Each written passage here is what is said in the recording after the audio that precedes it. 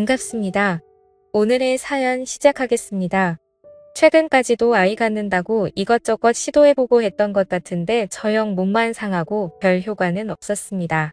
그런데 그 과정에서 아이가 안 생기는 게 네 탓이니 내 탓이냐 하면서 동서랑 자주 싸움이 있었던 것 같습니다. 처형네랑 저희 집이 동네는 다르긴 한데 차로 움직이면 20분 정도 되는 거리밖에 안 되거든요. 그래서 처형이 동서랑 싸우면 저희 집에 와서 머물다 가고 그랬습니다. 저희도 아들 둘이 어려서 애 엄마가 엄청 고생이거든요. 그래서 울고불고 질질 짜고 있는 처형을 달래주는 몫은 항상 제 역할이었습니다. 아내도 술을 좋아하긴 하는데 둘째 때문에 술도 못 마시고 하니 결국 처형 술 한 잔 주면서 달래주는 일은 항상 저의 몫이나 마찬가지였습니다. 처음에야 사정이 딱하긴 했는데 솔직히 저도 회사 일 마치고 오면 온몸이 천근만근이었는데 억지로 처형 술상대까지 해줘야 되는 상황이 좋지만은 않았습니다. 그런데 처형 넋들이 들어주면서 몰랐던 사실을 알게 되었는데 동서가 제정신처럼 보이지는 않더라고요.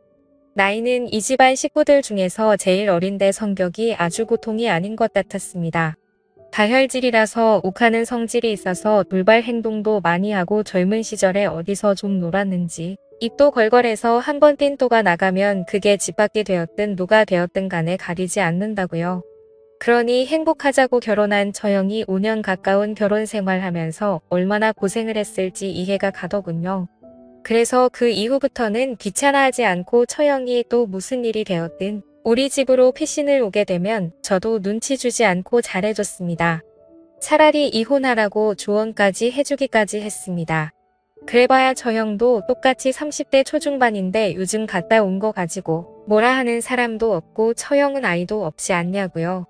참아가며 사느니 차라리 한 살이라도 젊을 때 새 사람 만나서 새 출발하는 게 어떻겠냐 했지요.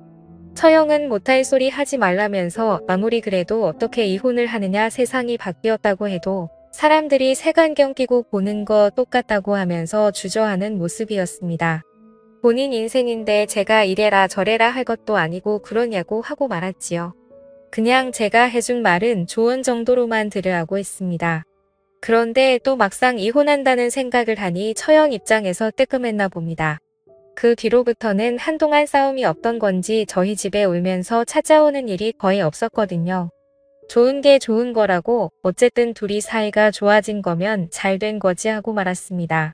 그리고 나서 얼마 뒤에 좋은 소식이 들려오더라고요. 드디어 처형이 아이를 가지게 된 겁니다. 그것도 그런 게 저희는 결혼도 더 늦게 했는데 아이가 둘이었는데 처형은 아무 소식은 없었으니 얼마나 오랜 기다림이었겠습니까? 이제 애도 생기고 하면 동서도 처형한테 함부로 대하지 못하겠지 싶었고 축하해준다고 저희가 비싼 밥도 한턱 고하게 쓰고 축하해주고 그랬습니다. 그런데 그렇게 축하해주고 나서 얼마 지나지 않아서 처형 아이가 잘못되었다는 안타까운 소식을 듣게 되었습니다. 입원한 처형 보러 간다고 부랴부랴 찾아갔죠. 아내가 애들 시댁에 맡기고 온다고 부랴부랴 먼저 차를 끌고 나갔고 저도 회사에서 곧바로 처형 입원한 병원으로 향했습니다. 병원에 가니까 장모님하고 처형이 이렇게 둘만 있더군요. 제가 도착하고 나서야 잠깐 바람 좀 쐬러 장모님이 자리를 비우셨는데 어떻게 해야 할지 모르겠어서 처형한테 무슨 말을 해야 할지 모르겠다고 옆에서 위로의 말을 건네니 처형이 갑자기 저를 와라 끌어안고는 펑펑 울기 시작했습니다. 처형이 우리 집에 와서 신세 한탄하면서 자주 울기도 했는데 그날의 슬픔은 제가 가늠할 수 없을 만큼 그동안 제 앞에 흘렸던 눈물보다 더 큰 슬픔이 있었을 겁니다. 그래서 저도 처형 등을 토닥이면서 반대쪽 손으로는 머리를 쓸어 내려주고 있었습니다. 그게 제가 무슨 다른 마음이 있던 건 아니고 정말 슬퍼하는 처형을 조금이나마 위로해주고 싶었기 때문입니다. 그러고 있는 나중에 동서가 병실문 벌컥 열고 들어왔습니다. 처형이 제 품에 안겨 있었긴 했지만 당황스럽지는 않았습니다. 애초에 그 상황에서 제가 처형에게 무슨 흑심을 품고 그러고 있던 게 아니었으니 말이죠. 그런데 동서는 저한테 두 사람이 지금 뭐 하는 거냐면서 난리법석을 떨더군요. 손이 동서다 보니 제가 나이가 어린데 저한테 큰 소리 치는 거. 그런 거 평소에는 신경도 안 쓰고 그냥 넘어가는 편인데 아주 기세가 등등해서 저랑 처형을 아주 이상한 놈 취급을 하고 있더라고요. 저야 둘째 치더라도 지금 지 와이프가 애 떨어져서 병원에 입원한 상황인데 꼭 저딴 식으로 생각을 해야 했나 싶고 어이가 없어서 정신 좀 똑바로 차리고 살라고 한마디 해줬고 결국엔 둘이 싸움으로 번지게 되었습니다. 상황은 늦게 도착한 와이프가 장모님하고 같이 다시 병실로 들어오면서 일단락되기는 했는데 남편이라는 놈이 저래도 되나 싶을 정도로 어이가 없더군요. 아무튼 그 일이 있던 후부터 처형은 더욱더 저희 집에 자주 찾아오기 시작했습니다. 그동안은 그래도 뜸하게 찾아왔는데 이제는 틈만 나면 찾아오는 것 같더라고요. 둘이 사이도 안 좋아져서 그 뒤로 거의 집에서 말도 안 하고 그런다면서요. 거의 이틀 3일에 한 번 골로 찾아오고 그게 나중 가니까 아예 자고 가기 시작하고 자고 갈 때는 제 얼굴이 머뜩 차나서 제가 거실 소파에 이불 피고 자고 방에서 아내랑 둘이 자기 양보를 해줬거든요. 처형은 제가 자기 때문에 소파 생활을 하는 걸 보고 미안해 하면서도 제부는 참 친절하던지 자기도 제부 같은 사람을 만났어야 하는 둥 연상의 남자가 역시 좋구나 하는 둥 제 칭찬도 같이 섞어서 하기 시작했습니다. 저는 당연히 그게 저한테 미안하니까 제 기분이라도 좋으라고 하는 소리라고 생각했고 그러다가 문득 둘이 화해를 안 하는 게 혹시 그날 병원에서 제가 동서랑 대판 싸웠던 것 때문에 그러는 건 아닐지 하는 생각이 들었지요. 처형이 측은하기는 했고 언제든 우리 집에 찾아오는 거 괜찮다고 했지만 이 정도면 뭐 거의 같이 사는 거나 다름없으니 좀 그런 게 있었어요. 그리고 나 혼자 숙이고 들어가서 해결될 문제라면 충분히 그래도 되지 않겠나 하는 생각도 들었습니다. 괜히 제가 자존심 부린다고 해서 처형하고 같이 살다시피 하는 것보다 한번 화해하는 시간을 가져보는 게 좋겠다는 생각이 들어서 마침 여름 휴가가 남아있는 게 있어서 2박 3일로 짧게 온 가족이서 여행을 다녀오기로 했어요. 애들은 장모님께서 봐주시기로 했고 장모님께서도 둘 사이 좀 잘 좀 회복시켜주던가 아니면 아예 둘 다 이참에 정리를 하게 하던가 저보고 잘 좀 부탁한다고 하더군요. 거기에 마침 운 좋게 바다 근처에서 펜션 운영을 하고 있던 친구가 있어서 적당히 싼 가격에 2박 3일간 머물 기회가 생기게 되었습니다. 출발은 한 곳에서 각자 집에서 쓰는 차를 끌고 출발을 했는데 도착하고 보니 처형네가 먼저 도착을 해 있더군요. 그런데 둘이 벌써 티격태격 싸우고 있는 겁니다. 처형은 동서한테 제보 좀 본받으라고 하면서 성질을 부리고 있었습니다. 저는 그냥 천천히 운전하면서 아내랑 휴게소도 들리고 화장실도 다녀오고 하면서 천천히 움직였는데 처형네는 그런 거 상관없이 일단 직진만 해서 일찍 도착한 것 같더라고. 그 와중에 처형이 화장실이 급하기도 했는데 동서는 그런 거 상관없이 운전 오래 하기 싫다고 후다닥 도착 먼저 해버린 겁니다. 그래서 처형이 배려심이라고는 하나도 없다고 하면서 저랑 동서를 비교하면서 성질을 부리고 있었던 거고요. 저도 동서랑 오해도 풀고 두 사람 사이도 좋게 만들어주려고 온 육아인데 시작부터 저렇게 꼬이니 저도 머리가 다 아파왔습니다. 그래서 원래는 밤바다 구경도 좀 하고 해변도 거닐고 하려고 했는데 하는 수 없이 챙겨온 고기랑 술이랑 꺼내면서 일단 분위기 전환부터 하자고 바베큐 파티부터 시작을 해버렸지요. 준비를 하는데 동서는 하나도 도와주지 않더군요. 거기까지는 상관없는데 처형이 살랑살랑 흔들면서 오더니 저한테 애교까지 부려가면서 준비하는 걸 도와주기 시작한 겁니다. 제가 혼자 다 준비할 수도 있고 안 해도 있는데 처형이 일부러 동서를 도발하려고 하는 건지 저랑 친한 모습을 보여주려고 하는데 너무 부담스러웠습니다. 아니나 다를까 고기가 다 구워지고 본격적으로 술자리가 시작되는데 동서는 저 멀리서 입이 대빨 나와가지고는 같이 즐길 생각도 없어 보였네요. 제가 괜히 친한 척 맥주 한 캔 들고 옆에 앉아서 동서 기분 좀 풀어주기 시작했습니다.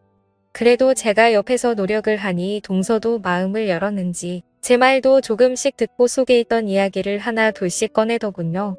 처형이 지랑 저를 그렇게 비교를 한다면서 아직도 제 칭찬을 하는 처형의 모습에 앙금이 남아있는 모습을 보이더라고요. 어떻게 기분 좀 달래주려고 그러고 있었습니다. 아내는 처형 고슬르면서 둘이 화해하자는 식으로 같이 이야기를 끌고 가고 있는데 결국 이야기가 잘 안 됐나 봐요. 제 아내가 술을 못 마신다고 하지 않았습니까? 그런데 어떻게 분위기 좀 만들어 보겠다고 처형하고 같이 술을 마시면서 이야기를 했나 본데 결국 실패를 하고 말았던 거지요. 아내는 술이 몇 잔 들어가니 몸이 힘들어져서 결국 자러 들어가게 되었습니다. 처형도 아내랑 같이 들어가길래 같이 먼저 자러 들어가는가 싶었지요. 그리고 저는 동서랑 둘이 남아서 같이 이야기를 하고 있는데 술이 맥주만 남고 다 떨어지니 동서가 시내 나가서 같이 술 한 잔 더 하자고 하더라고요. 그런데 저는 어쨌든 다음날 일정도 있고 시간도 늦은 데다가 어차피 시내까지 나가려면 차를 끌고 가야 할 텐데 술 먹고 운전을 어떻게 하겠냐고 시내 나가서 마시는 건 다음날에 하는 게 어떻겠냐 설명을 했더니 동서는 기분이 나빴는지 자기 생각해주는 사람은 한 명도 없다고 성질을 부리면서 혼자서 차 끌고 나가버리더군요. 저 딴 자식이 다 있냐며 저도 치를 떨고 있었습니다. 결국 밥 먹고 술 먹은 자리 뒷정리는 저 혼자 하게 되었는데 뒷정리를 하고 있으니까 잠든 줄로만 알았던 처형이 숙소에서 밖으로 나오더라고요. 그 사람은 어디 갔냐고 물어보길래 혼자 더 마시고 싶었는지 차 끌고 나갔다고 말했습니다. 처형은 그럴 줄 알았다면서 자포자기한 표정을 짓고 있었어요. 그래도 뒷정리 도와주는 사람이 하나 있으니 생각보다 일찍 정리가 되더라고요. 조금 피곤하기도 해서 저도 이만 들어가서 자려고 하는데 처형이 자기가 잠이 잘 안 온다면서 맥주 남은 거나 같이 좀 마시자고 하더라고요.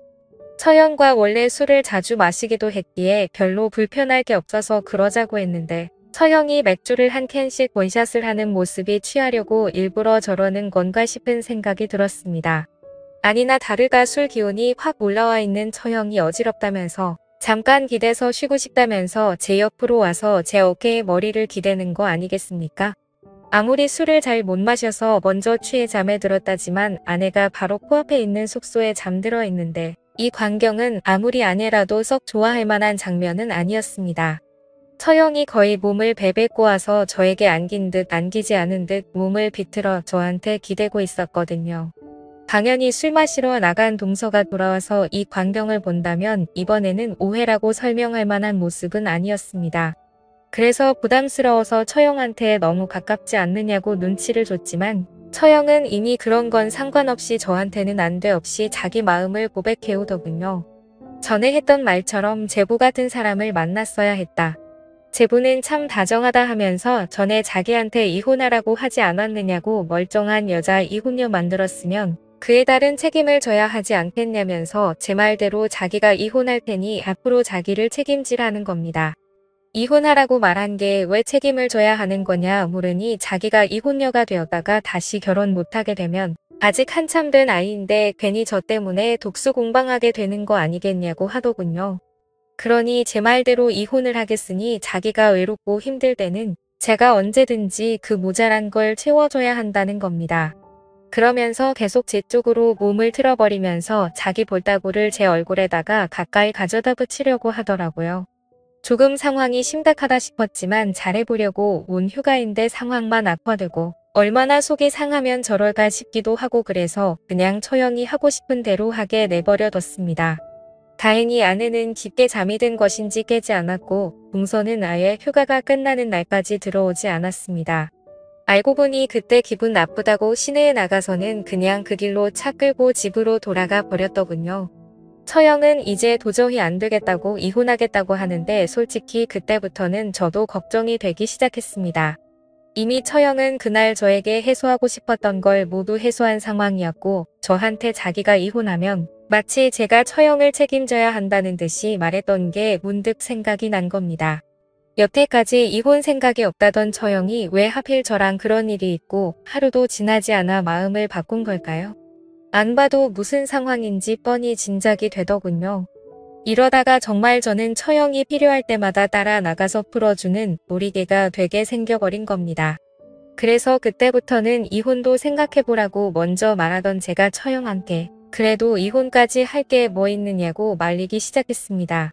그런데 이번에는 아내랑 장모님이 나서서 처형 편을 들더군요.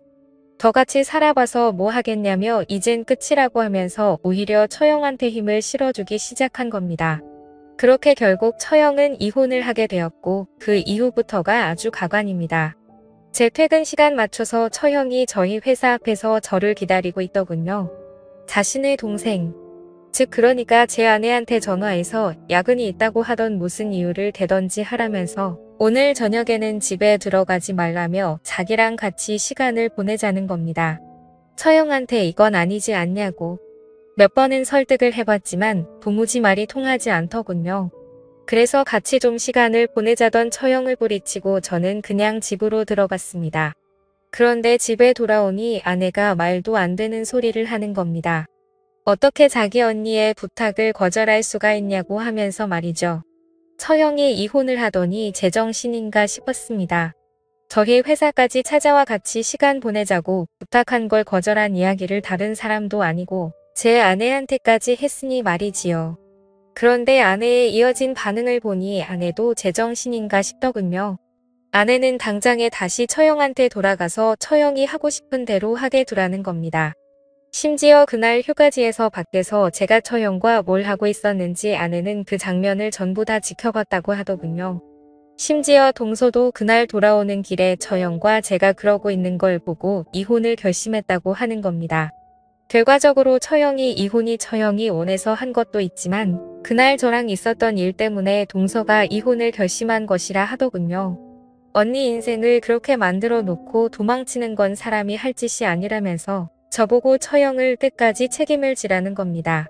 아내한테 그건 분명히 오해라고 설명하고 아무리 오해가 있다고 해도 남편을 지 언니한테 양보하는 동생이 어디 있냐고 저도 따져 묻습니다만 아내는 그런 건 중요하지 않다고 하더라고요. 가장 중요한 건지 언니가 행복하게 살아야 한다고 하는 겁니다. 언니도 제정신을 차리면 더 이상 저한테 그러지 않을 거라면서 당분간만 언니 힘들지 않게 도와주라고 하는 겁니다. 그러면서 하는 말이 둘째 태어난 지 얼마 되지 않아서 아내도 몸이 힘들고 솔직히 저랑 생각도 없다고 그동안 저한테도 처형이 같이 있으면 서로 좋은 거 아니겠냐고 하더라고요. 자기도 좋고 지언니도 좋고 저도 좋고 전부 다 좋은 것만 있는데 아쉬우게 뭐가 있느냐고요.